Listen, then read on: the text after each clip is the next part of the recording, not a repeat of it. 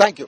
ನಾವೀಗ MC layout ವಿಜಯನಗರದಲ್ಲಿದ್ದೀವಿ. MC layout ನಲ್ಲಿರುವಂತಹ ಪುಷ್ಪ ಅನ್ನುವಂತಹ ಸರ್ಕಾರಿ ಅಧಿಕಾರಿಯ ಮನೆ ಮೇಲೆ ಲೋಕಾಯುಕ್ತ ಅಧಿಕಾರಿಗಳು ದಾಳಿಯನ್ನು ನಡೆಸಿರುವಂತದ್ದು.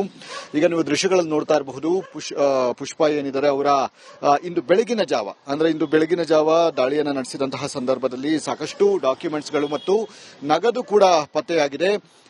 ಎಜಿಒ ಆಗಿರುವಂತಹ ಪುಷ್ಪ ಅಗ್ರಿಕಲ್ಚರ್ ಡಿಪಾರ್ಟ್ಮೆಂಟ್ ನಲ್ಲಿ ಕೆಲಸವನ್ನ ಮಾಡ್ತಾ ಇದ್ರು. ಅಂದ್ರೆ ಎಪಿಎಂಸಿ ಅಗ್ರಿಕಲ್ಚರ್ ಡಿಪಾರ್ಟ್ಮೆಂಟ್ ಅಲ್ಲಿ ಎಜಿಒ ಆಗಿ ಕೆಲಸ ಮಾಡ್ತಾ ಇದ್ರು.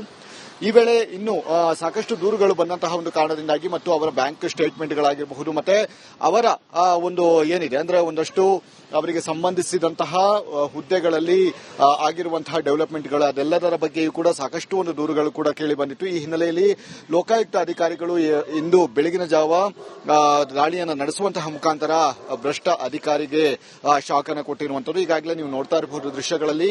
ಮೇಲೆ ಅವರ ಪುಷ್ಪ ಅವರ ಒಂದು ಐಷಾರಾಮಿ ಮನೆ ಇದೆ. ಕೆಳಗಡೆ ಪುಷ್ಪಗಂಗಾ ಅಕಾಡೆಮಿ ಫಾರ್ ಕಾಂಪಿಟೇಟಿವ್ ಎಕ್ಸಾಮಿನೇಷನ್ ಅನ್ನುವಂತಹ ಕೋಚಿಂಗ್ ಸೆಂಟರ್ ಕೂಡ ಅವರದೇ ಅಂತ ಹೇಳಲಾಗ್ತಾ ಇದೆ. ಮತ್ತು ಇನ್ನು ಉಳಿದಂತಹ ಕೆಳಗಡೆ ಪೋರ್ಷನ್ ನಲ್ಲಿ ಸ್ಪೆಷಾಲಿಟಿ ದಂತ ಅಂದ್ರೆ ಮೆಡಿಕಲ್ ಇದನ್ನು ಕೂಡ ಅಂದ್ರೆ ಮೆಡಿಕಲ್ ಅಂಡ್ ಡೆಂಟಲ್ ಕೇರ್ ಸೆಂಟರ್ಗಳಿಗೆ ಕೂಡ ಬಾಡಿಗೆಯನ್ನು ಕೊಟ್ಟಿರುವಂತದ್ದು. ಅಂದ್ರೆ ಸಂಪೂರ್ಣವಾಗಿ ಈ ಒಂದು ಕಟ್ಟಡ ಏನಿದೆ ಅವರದೇ ಆಗಿರುವಂತಹ ಒಂದು ಕಾರಣದಿಂದಾಗಿ ನಂತರ ಅದರಲ್ಲಿ ತಮ್ಮ ಒಂದು ಸಂಸ್ಥೆಯನ್ನ ನಡೆಸುವಂತದ್ದು. ಅಂದ್ರೆ ಒಬ್ಬ ಸರ್ಕಾರಿ ಅಧಿಕಾರಿಯಾಗಿ ತಮ್ಮ ಹೆಸರಿನಲ್ಲಿ ಈ ರೀತಿಯಾದಂತಹ ಒಂದು ಸಂಸ್ಥೆಯನ್ನ ನಡೆಸುವಂತಹ ಒಂದು ಇದನ್ನು ಕೂಡ ಮಾಡಿದ್ದಾರೆ.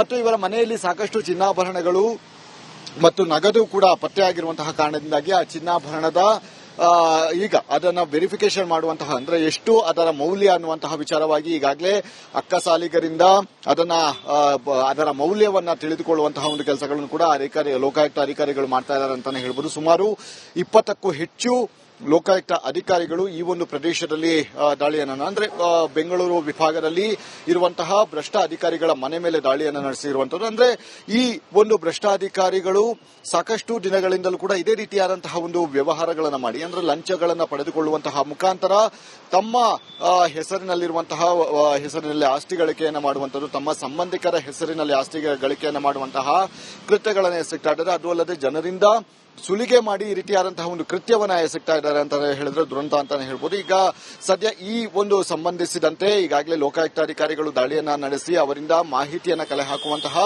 ಕೆಲಸಗಳನ್ನು ಕೂಡ ಈಗಾಗಲೇ ಲೋಕಾಯುಕ್ತ ಅಧಿಕಾರಿಗಳು ಮಾಡ್ತಾ ಇದ್ದಾರೆ. ಅದರ ಒಂದು ಇದು ಮುಂದುವರೆದಿದೆ ಅಂತಾನೆ ಹೇಳ್ಬೋದು. ಈಗ ಮುಂದಿನ ಸುದ್ದಿನ ನನ್ನ ಸಹೋದ್ಯೋಗಿ ಕೊಡ್ತಾರೆ. Over to you.